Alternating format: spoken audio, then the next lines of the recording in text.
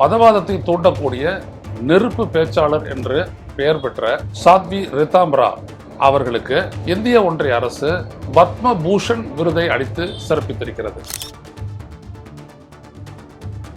பாபர் மசூதி இடிப்பு சம்பவத்தில் கூட குற்றம் சாட்டப்பட்ட 68 பேரில் ஒருவராக இருந்த இந்த சாத்வி ரிதாம்பராக்கு எந்த அடிப்படையில் இவர்கள் பத்ம பூஷன் பட்டத்தை கொடுக்கிறார்கள்?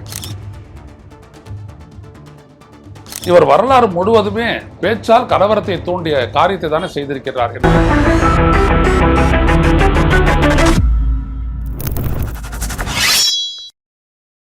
வணக்கம் தோழர்களே, ரோசன செய்திகளின் வாயிலாக இன்று மீண்டும் உங்களை சந்திப்பதில் பெரும் மகிழ்ச்சி அடைகின்றேன். சில நாட்களுக்கு முன்னால் நடந்த ஒரு நிகழ்வு. ஆனால் நடுவில் தமிழ்நாடு, கீழடி, மொழி பிரச்சனை, இப்படிப்பட்ட பல்வேறு பிரச்சனைகளின் காரணமாக இந்த தலைப்பில் நாம் பேச இருந்தது இன்றைக்கு பேசுகிறேன். முக்கியமானது அது என்னவென்றால், சாத்வி ரிதாம்பரா RSS விஸ்வ இந்து பரிஷத், RSS அமைப்பினுடைய துணை அமைப்பான விஸ்வ இந்து பரிஷத் அமைப்பினுடைய மதவாதத்தை தூண்டக்கூடிய நெருப்பு பேச்சாளர் என்று பெயர் பெற்ற சாத்வி ரிதாம்பரா அவர்களுக்கு இந்திய ஒன்றிய அரசு பத்ம பூஷன் விருதை அளித்து சிறப்பித்திருக்கிறது. சமீபத்தில் 68 பேருக்கு பத்ம விருதுகள் அளிக்கக்கூடிய நிகழ்ச்சி ராஷ்டிரபதி பவனில் நடந்தது.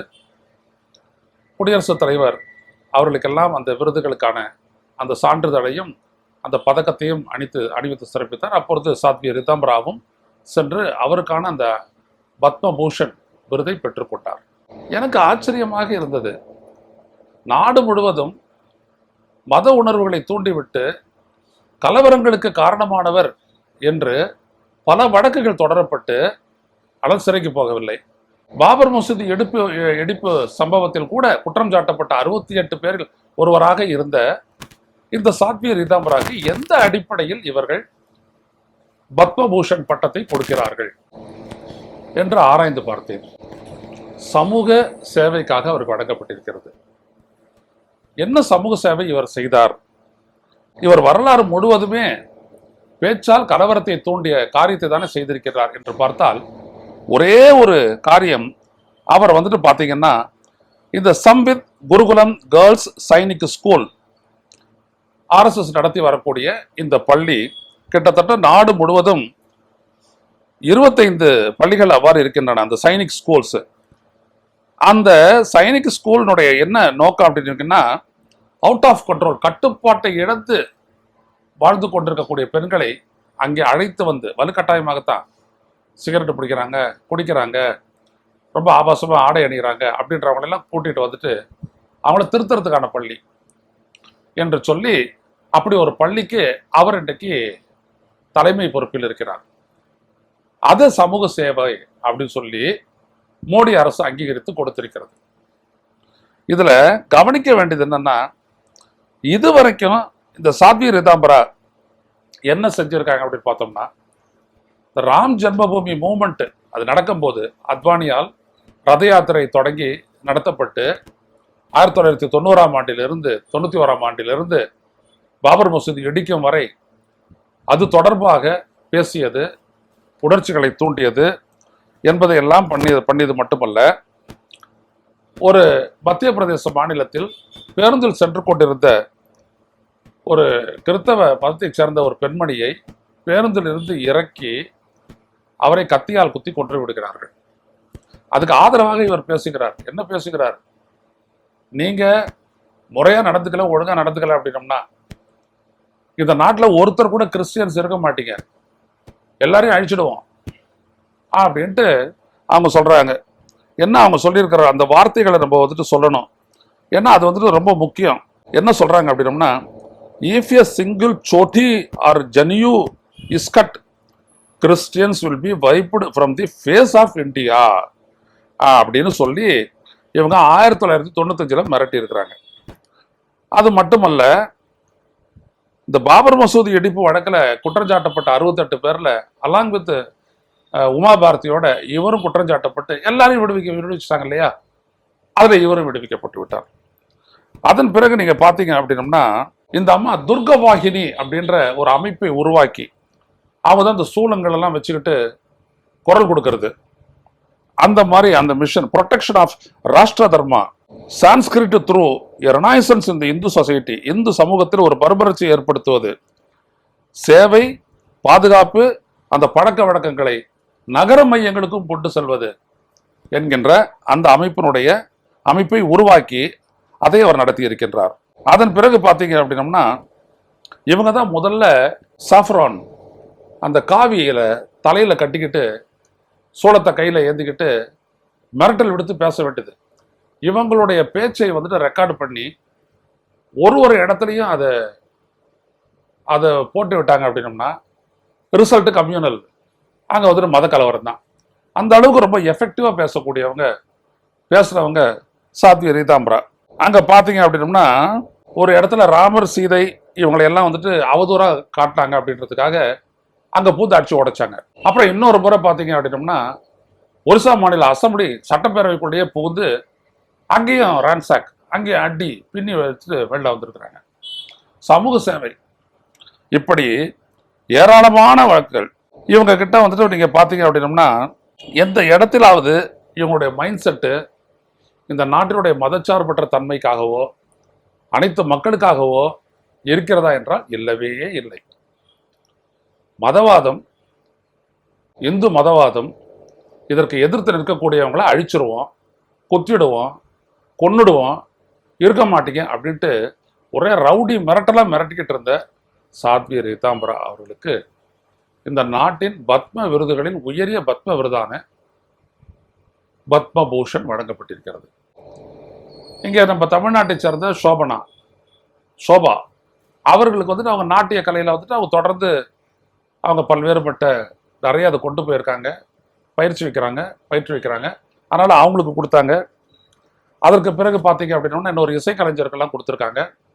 இதெல்லாம் நம்ம பார்த்துருக்குறோம். ஆனால் இந்த மாதிரி அவங்களுடைய சங்கி ஒருத்தருக்கு, அதுவும் பயங்கரமாக மத கலவரத்தை தூண்டிவிட்ட ஒருத்தருக்கு, அவங்க ஒரு ஸ்கூலினுடைய ஹெட்டு அப்படின்ற ஒரே காரணத்துக்காக சொல்லி அது சமூக சேவைன்னு சொல்லி அதுக்கு வந்துட்டு அப்படியே ஊபி முதலமைச்சர் யோகி ஆதித்யநாத் அப்படியே அவங்க மேல அப்படியே புகழ்மாலையை சூட்டுறாரு. எப்படிப்பட்டவங்க அவங்க! சாத்வி ரீதாம்பரா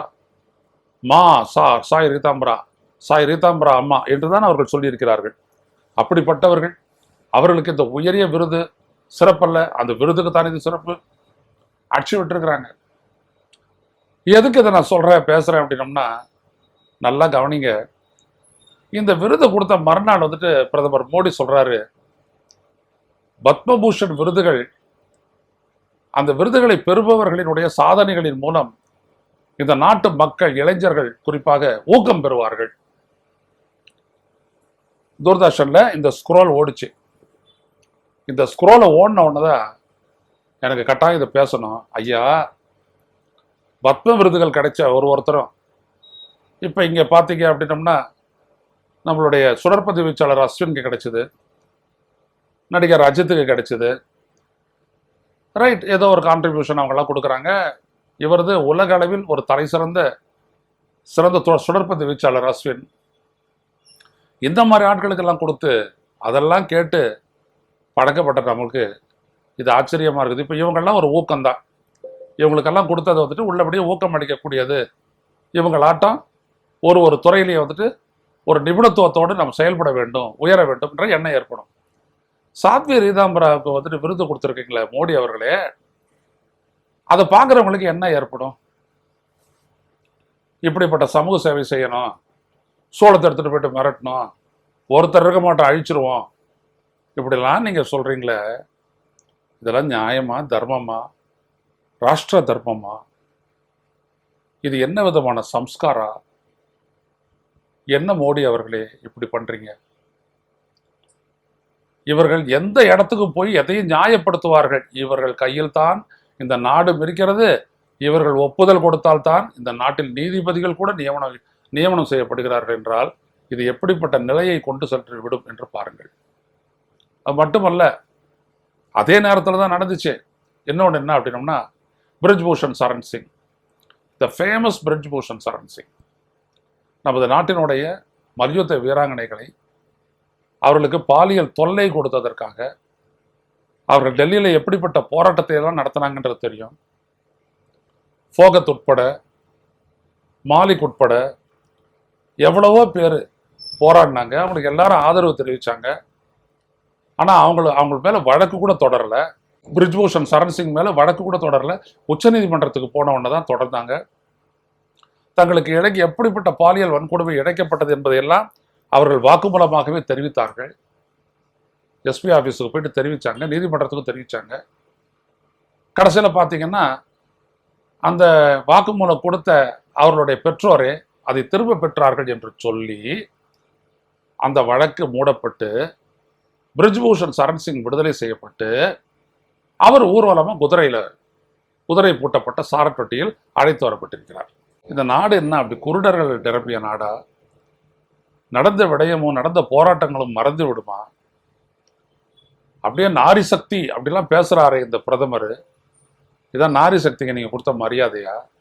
இப்படி பெண்களை, அதுவும் இந்த நாட்டுக்கு பெருமை சேர்த்த பெண்களை ஹரியானாவின் கிராமப்புறங்களில் இருந்து வயிற்றுக்கும் வாய்க்கும் கடுமையாக பாடுபடக்கூடிய குடும்பங்களில் பிறந்து பயிற்சி பெற்று உலக அளவில் சிறந்த பயிற்சிகளை எல்லாம் பெற்று வந்த அந்த வீரர்களோடு மோதி இந்த நாட்டுக்கு பெருமை சேர்த்தவர்கள், பதக்கம் பெற்று பெருமை சேர்த்தவர்களை இந்த நாட்டினுடைய மல்யுத்த கூட்டமைப்பினுடைய தலைவர் அவர்களின் மீது அவர்களுக்கு பாலியல் தொல்லை கொடுத்திருக்கிறார் என்றால் வழக்கு கூட பதிவு செய்யவில்லை.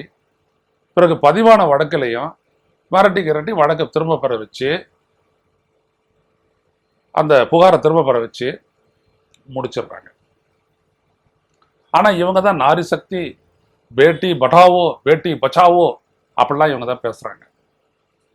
இதையெல்லாம் தூக்கி பிடிக்கிறதுக்கு ஒரு பெரிய சங்கி கும்பல், சொரணையற்றவர்களே. இதெல்லாம் நடந்து கொண்டிருப்பதை நீங்கள் பார்த்து கொண்டுதானே இருக்கிறீர்கள். இப்படியெல்லாம் உங்களுடைய சகோதரிக்கு நடந்தால் நீங்க ஏற்றுக்கொள்வீர்களா?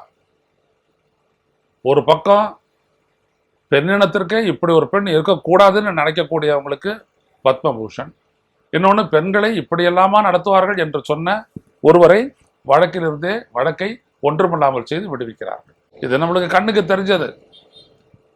ஆசிஃபாலெல்லாம் என்ன நடந்ததுன்றது தெரியும். பாதிக்கப்பட்ட பெண்ணினுடைய அப்பா தந்தை புகார் அளிக்க வந்தவரையே காலி பண்ணிட்டாங்க. ஆனா இவங்க தான் பண்பாட்டை பத்தி பேசுறாங்க, வாய்கிழிய பேசுறாங்க. மக்களே, இது ரொம்ப ஒரு ஆபத்தான ஒரு சூழல். இவர்கள் இவ்வளத்தையும் பண்ணிட்டு ஆனா மக்கள் அவங்களுக்கு தானே சார் ஓட்டு போடுறாங்க அப்படின்ற ஒரு வாதம் வைக்கப்படுகிறது. மக்கள் இவர்களுக்கான எந்த வாக்குகளையும் போடுறதில்ல, எல்லாம் பொட்டியை வச்சு கவனிச்சிடுறாங்க. மூலம் என்னன்னா தேர்தல் ஆணையமும் இவிஎம்மும் தான். உலகமே ஒதுக்கி தள்ளின எலக்ட்ரானிக் ஓட்டிங் மிஷினை இங்க வச்சுக்கிட்டு ஜெயிச்சுவிட்டு அதிகாரத்தை கைப்பற்றி விட்டு இவர்கள் செய்யக்கூடிய அட்டூழியங்கள் இவ்வளவு. மக்கள் வாக்களிக்கவில்லை. இப்பொழுதும் சொல்லுகின்றேன், இவர்கள் ஜெயித்த ஹரியானாவாகட்டும், இல்லை மராட்டியமாகட்டும், டெல்லி ஆகட்டும், அங்கெல்லாம் பதிவான அந்த voter verifiable paper audit trail என்கின்ற விவிபேட் பதிவான வாக்குகளை எண்ணம்னா இன்னைக்கு பாஜக அந்த ஆட்சியில் இருக்காது. இதுதான் உண்மை. ஆனா மூலம் பாருங்க எங்க இருக்குன்ட்டு. எல்லா விதமான அநியாயத்துக்கும் நம்ம பதில் தேர்தலில் தான் கொடுப்போம்.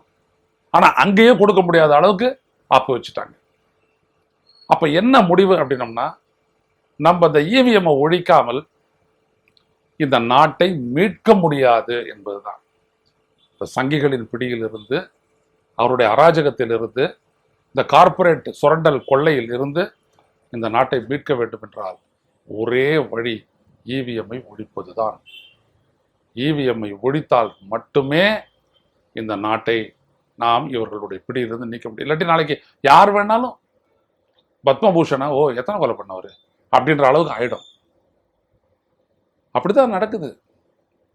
எனவே மக்களே, நாம் விழிப்புணர்வோடும் பெரும் ஊக்கத்தோடும் இவிஎம்முக்கு எதிரான நமது போராட்டத்தை முன்னெடுக்க வேண்டும். பரப்புரை தான் முன்னெடுக்க வேண்டும். அதன் மூலம்தான் இந்த நாட்டுடைய ஜனநாயகத்தை, இந்த நாட்டுடைய பொருளாதாரத்தை, சமூக வாழ்வை மீட்டெடுக்க முடியும், பாதுகாக்க முடியும்.